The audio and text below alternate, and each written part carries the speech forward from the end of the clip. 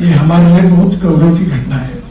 Hello, अभी आप सबको पता है कि आप सब लोग विज्ञान के अभ्यासक भी हो और साइंस एंड टेक्नोलॉजी हमारा भविष्य है। केवल स्पेस साइंस में नहीं, तो एग्रीकल्चर, इंडस्ट्री और हमारे रोजमर्रा के जीवन में हमारे विज्ञान का और टेक्नोलॉजी का बहुत ज्यादा महत्व है। जैसे आज हम इस हॉल में बैठे हैं, ये हॉल में बिजली है इसलिए हम ये कार्यक्रम कर सके। इस हॉल में एयर कंडीशनिंग है इसलिए अच्छी जगह बैठ सके।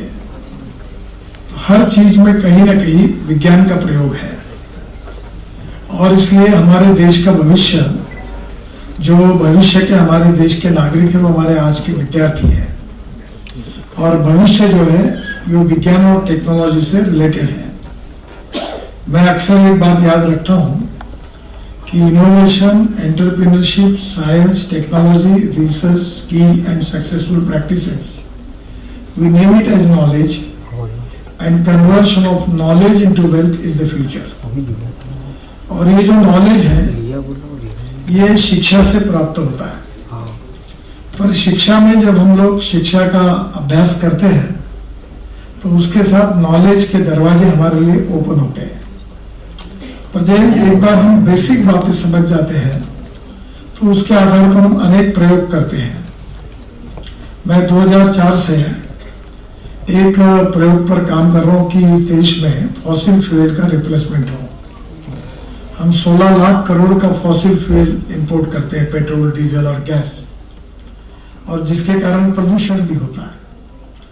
तो जब मैं शुरुआत में अटल बिहारी वाजपेयी जब प्रधानमंत्री थे तो मुझे ब्राजील उन्होंने भेजा था और वहां मुझे देखते हुए विश्वास आया कि diversification of agriculture towards energy and power sector.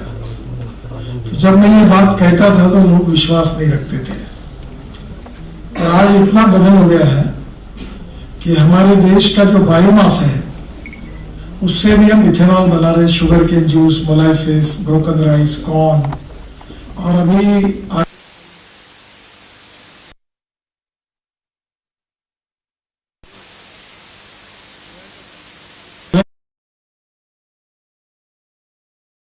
Innova, और वो जो कार थी 100% किसानों ने तैयार की वो बायो इथेनॉल पर थी।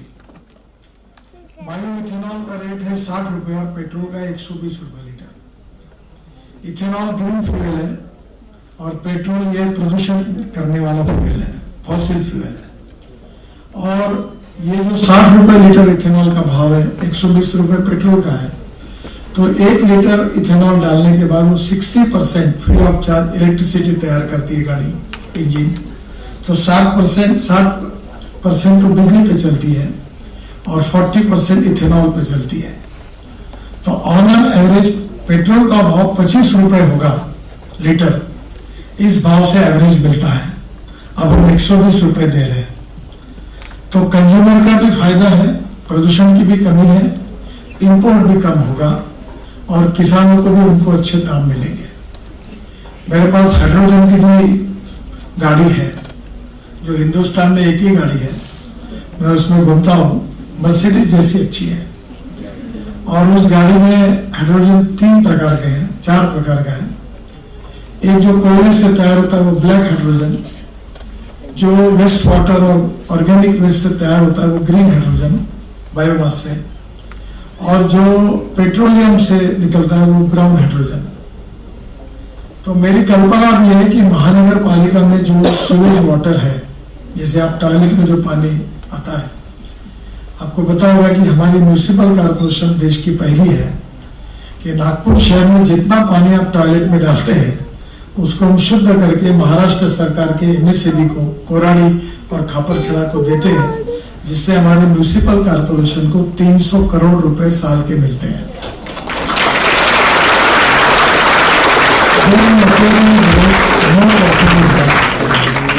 It is depending upon the appropriate technology and vision of the leadership that you can convert waste into wealth. अब मेरी कल्पना ये है कि ये जो पानी है इसमें मीथेन है और इसमें से हाइड्रोजन तैयार करना। और हाइड्रोजन तैयार करने के लिए इलेक्ट्रोलाइजर लगते हैं। We are number 1 in the world in manufacturing of electrolyser. Bangalore में तैयार होते हैं। उस कंपनी का मैंने उद्घाटन किया था, पूरे अमेरिका में एक्सपोर्ट हो रहा है। और उसका जो हाइड्रोजन मिलता है वो 300 रुपए किलो जाता है, क्योंकि 1 किलो हाइड्रोजन को 50 यूनिट बिजली लगती है। और अभी बेंगलोर की ये हिंदुस्तान और रिसर्च इंस्टीट्यूट ने बायोमास से हाइड्रोजन तैयार किया है।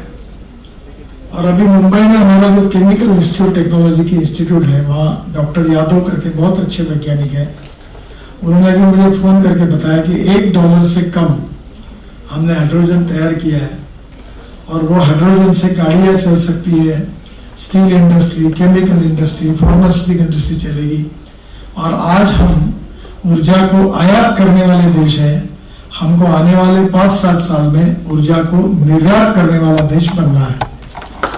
और अगर 16 लाख करोड़ का अगर इंपोर्ट बचेगा और अगर हम ऊर्जा निर्यात करेंगे तो हम विश्व की सबसे बड़ी आर्थिक शक्ति बनेंगे। अभी हमने दुबई से हाइड्रोजन के लिए हमारे रिसर्च में उनसे करार किया है और पूरे वर्ल्ड में हमारे वैज्ञानिक अब इसके ऊपर काम कर रहे हैं। ये स्पेस साइंस भी उसी प्रकार से है। हमारे जो वर्ल्ड में तीन देश है जो अभी तक चंद्र पर जाकर उनने यशस्वी प्रयोग किया है। अब वहाँ की जानकारी लेकर हम निश्चित रूप से प्रगति और विकास के लिए, हमारे देश के लिए और दुनिया के लिए एक नया दृष्टि दे सकते हैं। और ये सब जानकारियाँ जो होती है ये हमारे विद्यार्थियों तक नहीं पहुँचती। Everywhere we need cooperation, coordination and communication between the stakeholders. और इसके लिए सबसे इम्पोर्टेंट चीज़ है कि हमारे स्कूलों से हमें कौन सी शिक्षा पढ़ाई जा रही है और कौन सी शिक्षा ऐसी है जिसका रिलीवेंस हमारे व्यक्तिगत करियर से भी है और देश के और समाज के विकास के साथ भी जुड़ा हुआ है। अगर ऐसा कोई रिसर्च होगा जो इम्पोर्टेंट होगा पर जो हमारे साथ जुड़ा नहीं होगा तो उसका क्या उपयोग है। हमारे यहाँ जैसे विदर्भ में कोयला है, मिनरल्स है, 80% मिनरल्स महाराष्ट्र के विदर्भ में है। तो अभी मैग्नीज है, हम मैग्नीज इंपोर्ट करते हैं। हमारे यहाँ मैग्नीज की माइंस है बहुत। तो नेचुरली हमारे यहाँ इंपोर्ट को कम करना, एक्सपोर्ट को बढ़ाना, और एक्सपोर्ट को बढ़ाने में हमारे युवाओं को रोजगार मिलेगा, प्रगति होगी, विकास होगा और आर्थिक समृद्धता और संपन्नता आएगी। और यह टेक्नोलॉजी और विज्ञान के आधार पर ही हो सकता है। आपको पता होगा कि अभी हमारे यहाँ जो पावर तैयार होती है हम वो कोयले से थर्मल पावर तैयार करते हैं। फिर ग्रीन पावर जो आई वो बायोमास से तैयार होती, को जनरेशन। फिर विंड पावर आई जो आपकी बड़ी बड़ी टरबाइन है जो हवा की जो गति होती है उससे पावर तैयार करती है। फिर हाइडल पावर आई वो समुद्र में तैयार होती है। अभी जियो थर्मल पावर का भी हमारे यहाँ संशोधन शुरू है।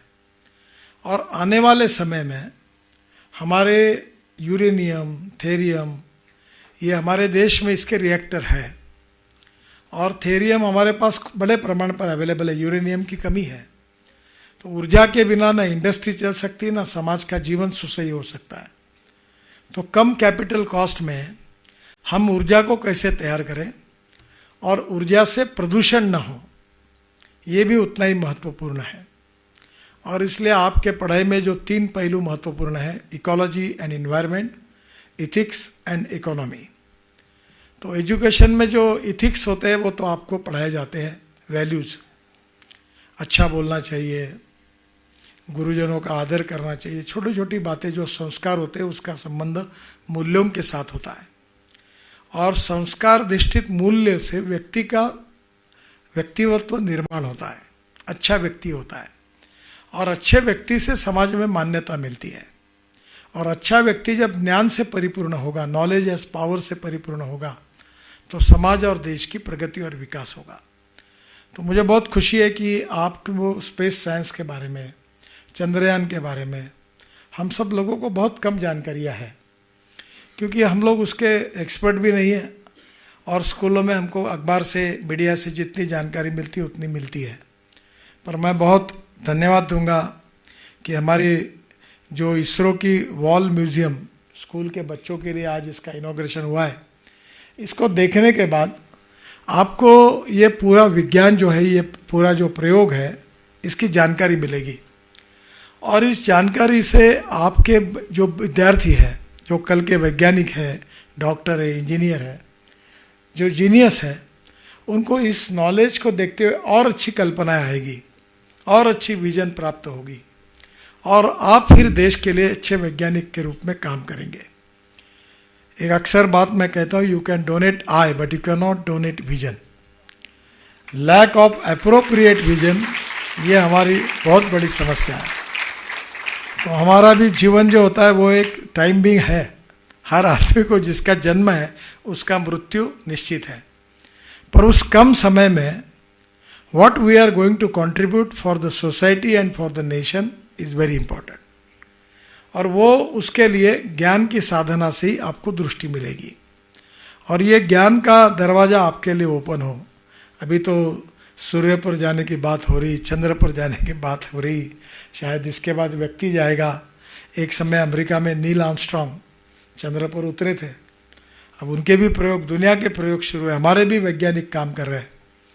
और मुझे बहुत मौका मिला अनेक लोगों से मिलने का। डॉक्टर अब्दुल कलाम साहब ऐसे वैज्ञानिक थे कि उनकी दृष्टि बहुत दूर तक थी और इसलिए आने वाले समय में अभी हमारे यहाँ नागपुर में ड्रोन्स तैयार हो रहे हैं और उसमें मिसाइल्स जो है वो ड्रोन में फिट करके, जो रडार पे नहीं आती, वो मिसाइल डायरेक्ट हम जाकर हमारे उद्दिष्ट का छेद कर सकते हैं।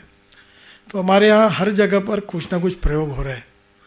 अब मैं डिफेंस में पेट्रोल डीजल के बजाय इलेक्ट्रिक, मिथेनॉल, इथेनॉल और हाइड्रोजन पर कन्वर्ट होने के पीछे लगा हूँ। हमारे नागपुर के ही अपने एक समय ऐसे ही विद्यार्थी आज चीफ ऑफ द आर्मी है, मनोज पांडे, नागपुर के हैं। आज बहुत अच्छी बात है कि हमारे यहाँ से बहुत एयर वाइस मार्शल हुए यहाँ। ये चाफेकर, इनके बड़े भाई भी एयरफोर्स में थे। काफ़ी लोग हैं नागपुर में, देव साहब है, काफ़ी लोग आए कि जिन लोगों ने एयरफोर्स में, डिफेंस की सर्विसेज में अच्छा काम किया है। अभी एक वाइस एडमिरल ठाकरे करके रिटायर्ड होके आए, नागपुर के हैं और इन लोगों ने देश के लिए बहुत अच्छा अच्छा काम किया है। उन लोगों से मैं अनुरोध करूंगा कि उन लोगों का भी परिचय हमारे इन विद्यार्थियों से करने के बाद, उन्होंने क्या प्रयोग किए थे, वो कैसा सोचते हैं, उन्होंने कौन सा प्रयोग करने की आवश्यकता, ये बातें जब आपको बताएंगे तो आपको भी आपके उद्दिष्ट के साथ क्लैरिटी आएगी। आज जो ये कार्यक्रम हो रहा है, ये मैं भी इतनी जानकारी मेरे पास नहीं है, पर इसरो ने मुझे बहुत बार बुलाया है, पर मुझे जाने का भी मौका नहीं मिला। पर अभी जब ये चंद्रयान यशस्वी हुआ तो इसरो के जो प्रमुख थे उनसे अभिनंदन करने के लिए मैंने फ़ोन किया था, क्योंकि हम सब भारतीयों को बहुत एक अभिमान उनके प्रति निर्माण हुआ है और इसलिए ये आगे और जाना है। ये जो हमने हासिल किया ये तो शुरुआत है और तो सही फिल्म शुरू होना बाकी है, तो और आगे जाना है। तो आप जैसे विद्यार्थी जो मेरे सामने बैठे हैं, विद्यार्थिनी भी बैठी है, वो आगे चलकर भविष्य की बहुत अच्छी वैज्ञानिक बनेगी और देश के ज्ञान में बहुत अच्छा क्वालिटेटिव कंट्रीब्यूशन करेगी और इस क्षेत्र को आगे ले जाने के लिए, देश के लिए अच्छा कार्य करेगी। यही शुभकामनाएं मैं आप सब विद्यार्थी भाई और बहनों को देता हूँ। बहुत बहुत धन्यवाद। नमस्कार।